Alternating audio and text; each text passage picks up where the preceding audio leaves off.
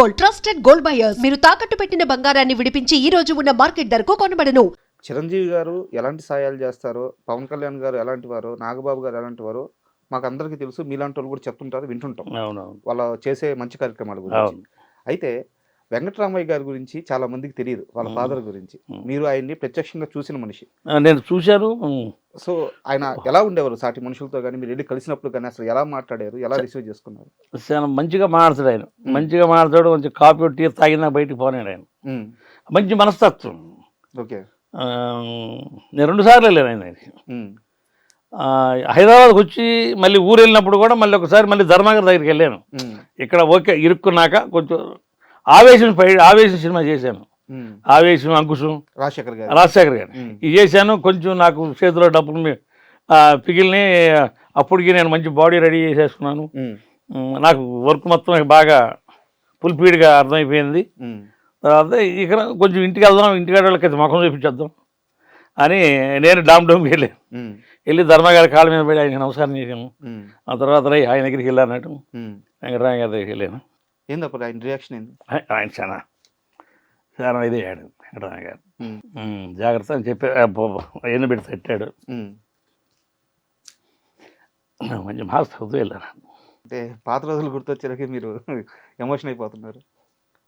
So అంటే ఇండస్ట్రీలోకి వచ్చి మెగా హీరోలను కానీ, మెగా కుటుంబంలో కానీ ఒక భాగం అవ్వాలని చెప్పేసి, వాళ్ళ మనిషి అని ముద్రపడాలని చెప్పి చాలామంది ప్రయత్నిస్తూ ఉంటారు. మీరు మాత్రం అసలు ఇండస్ట్రీలోకి రాకముందే వాళ్ళ మనిషిగా ఎంట్రీ ఇచ్చారు. వాళ్ళ మనిషి సూపర్. అంటే ఇందాక మీరు రాజశేఖర్ గారి ప్రస్తావన తీసుకొచ్చారు. ఆవేశం, అంకుశం ఈ సినిమాలన్నీ చేశానని చెప్పేసి. ఒక సినిమాలో అంకుశం అనుకుంటాను, రామిరెడ్డి గారితో మీకు కాంబినేషన్ సీన్ పడింది. అవును. సో అంటే అప్పుడే మీరు ఫైటర్ నుంచి యాక్టర్గా కూడా చాలా ఎర్లీగా ఒక ఛాన్స్ అయితే వచ్చింది. నాకేం తెలీదు, ఫైట్ మాత్రం దుమ్ముగా ఉన్నాం కదా. డైరెక్టర్ గారు వచ్చిన ఆర్టిస్ట్ నా డైరీలోనే చెప్తాను అంటే నాకేం తెలీదు, తలకైపోయాను. ఇది చెప్తే చాలు, నాకు ఇలా చెప్తే చాలు అని చెప్పాను. కూర్చోబెట్టేసి ఇక్కడ ఆయనతో సమానంగా కూర్చో ఏదో చెప్పాను, బాగానే అంత హ్యాపీ అన్నారు. ఆ రోజు నాకు 2000 ఇచ్చాడు. అప్పుడంతా 500, 700, 300 ఇచ్చేవాడు. నాకు 2000 ఇచ్చాడు గారు. ఓకే. ఆ డైలాగే చెప్పిన నాకు. సూపర్. డైలాగ్ చెప్పినందుకే. రామిరెడ్డి గారితో మీరు యాక్ట్ చేసిన సమయానికి ఆయన బాడీ చాలా మంచి బాడీ బిల్డరు, ఎత్తు కానీ చాలా గట్టిగా ఉండే మనిషి. అవును. ఆయన కెరీర్ లాస్ట్కి వచ్చే చాలా సన్నగా అయిపోయారు. మీరు ఇండస్ట్రీలోనే ఉన్నారు 36 ఏళ్ళుగా, అన్నీ చూసిన వ్యక్తి. రామిరెడ్డి గారు చివరికి అలా అయిపోవడానికి కారణం ఏంటి? ఏదో హెల్త్ బాగలేదు అన్నారు అంతే. అంత లోపల మనకి ఎంత తెలియదండి. ఏదో హెల్త్ బాగలేదు ఆయన గారు కానీ ఆయన అన్నారు, కానీ అంత లోపలగా ఇక తెలియదు మనకి. ఆయనకి ఏదో హెల్త్ బాగలేదు, అదే చెప్పుకొచ్చేవాడు ఆయనకి హెల్త్ బాగలేదు అన్నారు. మొత్తం ఇండస్ట్రీ మొత్తానికి తెలుసు ముందే ఆయనకి బాగాలేదని. హెల్త్ బాగాలేదు అందరికీ తెలుసు. హెల్త్ బాగలేదనేది అనేవాళ్ళు, కానీ అంత లోతుగా మనకు తెలియదు. నేను కొత్త కదా, నేనే కొత్త. ఆయన కూడా మంచివాడు పాపం రామిరెడ్డి గారు, భీకరంగా ఉండేవాడు. కానీ ఒరి అలా కాదురా ఇలా చెప్పురా, ఇలా కాదు డైలాగ్ చెప్తుండే, ఒరి అలా కాదురా ఇలా చెప్పారు అలా చెప్పేవాడు. నాకు కొత్త పాత నేను చూసేవాడు. అసలు కొత్త వాళ్ళని ఎంకరేజ్ చేసేవాడు. నన్ను మంచిగా ఎంకరేజ్ చేశాడు. నాకైతే మంచిగా ఎంకరేజ్ చేశాడు. లేకపోతే ఈ కొత్త వాళ్ళతో నేనేం చెప్తాను. అప్పుడు మంచి రీడింగ్లో ఉన్నాడు కదా ఆయన. అవును, మంచి రీడింగ్లో ఉన్నాడు. టాప్ ఉన్నప్పుడు ఆయన చూస్తూనే భయం వేస్తాడు. ఆయన మంచిగా ఎంకరేజ్ చేశాడు. చాలా బ్యూటిఫుల్ ఆయన. తర్వాత నాగబాబు గారు ముగ్గురు మనగాళ్ళు మళ్ళీ ఒక ప్లేస్ వచ్చింది నాకు. ఇక్కడ నుంచి లోకల్ ఫైటర్లను తీసుకొని 10 మందిని వచ్చారంటే, అప్పుడు విజయన్ మాస్టర్ ఫైట్ మాస్టర్ ముగ్గురు మనగాళ్ళు. ఇక లోకల్ వాళ్ళు 10 మందిని తీసుకొని నేను ముగ్గురు మనగాళ్ళు చేశాను.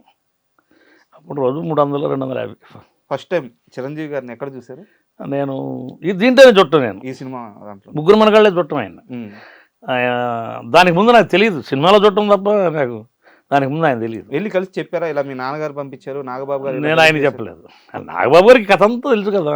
చిరంజీవి గారికి చెప్పలేదా? చెప్పలేదు, సార్కి చెప్పలేదు. అంటే ఈయన అక్కడికి వద్దన్నాడుగా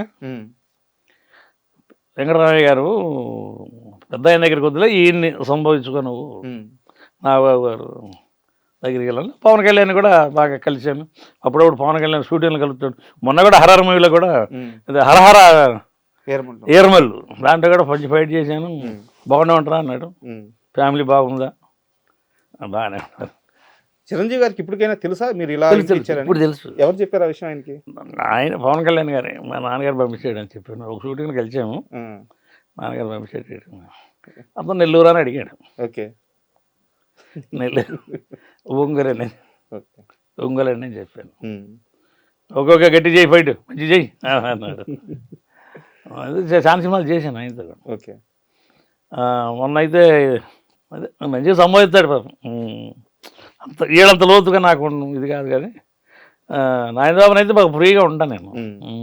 అంటే స్టార్టింగ్ నుంచి మాట్లాడుకుంటా ప్లేస్లో వచ్చాను కదా, అవును. అది పవన్ కళ్యాణ్ గారితో కూడా చాలా ఇది ఉంటాను. అండ్ మీరు ఎన్టీఆర్ గారితో, ఏఎన్ఆర్ గారితో, కృష్ణ గారితో, కృష్ణరాజు గారితో ఇలా లెజెండరీ యాక్టర్స్ అందరితో వర్క్ చేశారు. చేశాను, తర్వాత చిరంజీవి, నాగార్జున, బాలకృష్ణ, వెంకటేశ్వర వీళ్ళందరితో కూడా పనిచేశారు. పనిచేశాను. సో ఇంతమంది హీరోలతో పనిచేస్తున్నప్పుడు మీకు చాలా పరిచయాలు ఏర్పడి ఉంటాయి అన్నమాట. సో ఇన్ని పరిచయాలు మీకు కెరీర్లో ఎలా ఉపయోగపడ్డాయి? కెరీర్ అంటే నేను వాళ్ళ దగ్గరికి నేను ఉపయోగపడడానికని నేను పోలేదు దేనికేని. నాకు రన్నింగ్ బాగుంది కదా, ఎక్కడన్నా కొంచెం కట్ అయితే మనం ఏమన్నా కొంచెం ఇది చేసానికి ఇదే మనకి రన్నింగ్ బాగుంది కదా. రన్నింగ్ బాగున్నప్పుడు ఇంక వాళ్ళ దగ్గరికి వెళ్ళలేదు. అంటే వెళ్ళాల్సిన అంత ఇది ఇంకా నాకు దేవుడు నాకు రన్నింగ్ అంత బాగానే ఉంది. ఏదన్నా కొంచెం రేపు 2 రోజులు షూటింగ్ లేదు అనుకుంటే మూడోసారి మళ్ళీ 3వ రోజు ఇంకో మాస్టర్ లైన్లోనే ఉంటాను. నాకు ఎవడో ఒకళ్ళు ఈయన మాత్రం బాగా ఆదుకున్నాడు. ఎవరు మహేష్ బాబు శ్రీమంతుడి దగ్గర నుంచి బాగా ఆదుకున్నాడు. అదే కదా మీకు షూటింగ్ లేదు, ఆయన పిఏ అసిస్టెంట్ ఉండేవాడు కాస్ట్యూమ్ అతను రాజు అని. కర్రీడు ఏం చేస్తున్నాడు చూడరా, ఇంటికాడ ఉన్నాడు బాబు అని ఆయన అంటే వీళ్ళు వచ్చి కాసేపు నుంచోమని సాంగ్ జరిగేటప్పుడు కూడా, అంటే ఫైట్ కాదు సాంగ్లో కూడా వచ్చి రమ్మని కాసేపు వెళ్ళి కాసేపు అట్టుంటే మనం ఫైట్ రాజు వాడికి పేమెంట్ ఇచ్చి పంపించాను నేను. కొంచెం ఆయన బాగానే అలా అంటే జేబుల నుంచి తీసి ఇది కాకుండా ఈ రూట్లో నన్ను కొంచెం పని కల్పించి గౌరవప్రదంగా ఒక వేతనం ఇవ్వడం నాకు అది ఆయన చేశాడు. బట్ ఇప్పటికి కూడా నాకు ఆ మర్యాద ఆయన దగ్గర ఉంది. మొన్న రాజమౌళి గారి షూటింగ్ జరుగుతున్నాడు, అడేం చేస్తాడు కర్రీడు అని, అక్కడ మాస్టర్ వేరు. ఆ రాజుని అడిగేవాడు, కర్రీడు ఏం చేస్తున్నాడు, షూటింగ్లో ఉన్నాడు, ఉంటే పర్లేదు అలా ఒక గంట కనిపెడుతూనే ఉంటారు. అంటే నేను కూడా ఆయనగా మంచి మరే ఇస్తాను. అయితే నన్ను గుర్తుపెట్టుకున్నందుకు ఆయనకి చాలా థ్యాంక్స్. అండ్ మీరు అంటే ఎలాగో మహేష్ బాబు గారి ప్రస్తావన వచ్చింది కాబట్టి గతంలో మీరు ఇచ్చిన ఒక ఇంటర్వ్యూలో చూసాను, కృష్ణ గారి గురించి చాలా గొప్పగా చెప్పారు. అయ్యో వాళ్ళ నాన్నగారు కృష్ణ గారితో అభిలాష్ మాస్టర్ ఒక ఆయన ఉన్నాడు. ఓకే. చాలా చిన్న మాస్టర్ ఆయన. కృష్ణ గారితో లాస్ట్లో 5-6 సినిమాలు చేసి ఎడుతున్నాం లాస్ట్ ఫైనల్లో. ఓకే. కృష్ణ గారు ఏంటంటే ఒక 100 మందిని నుంచోబెట్టినా కూడా 100 మందిని కూడా కొట్టుకుంటూ వెళ్తాడు, ఎక్కడ మిస్ చేయరు, ఎక్కడ మిస్ చేయడు టైమింగ్. నేను ఆయనతో 4-5 సినిమాలు చేశాను. ఓకే. బాగా ఫైట్ 4-5 సినిమాలు గట్టి ఫైట్లో చేశాను. 100 మందిని కూడా కొట్టుకుంటూ వెళ్తాడు. ఓకే. సరే బట్ అట్లాగా చాలా అందరి దగ్గర మనం పనిచేసాం. కానీ నాకు దూరదృష్టి ఏంటంటే ఆయన తర్వాత నేను మళ్ళీ సారీ మనం ఇదేం చెప్పాలి, జూనియర్ ఎన్టీఆర్ గారు చిన్న ఆయన వాళ్ళ కత్తి టైమింగ్ విషయంలో అబ్బు నీకు 100 మంది సేమ్ వీళ్ళలాగానే ఆయన బ్రెయిన్ అలా వాళ్ళకి అంత స్పీడ్గా వెళ్తాయి. ఏదైనా ఒకటే టేక్ అంటే అంతే, మళ్ళీ మళ్ళీ మళ్ళీ మరో టేక్ ఉండదు. ఆయన చూశాను నేను మళ్ళీ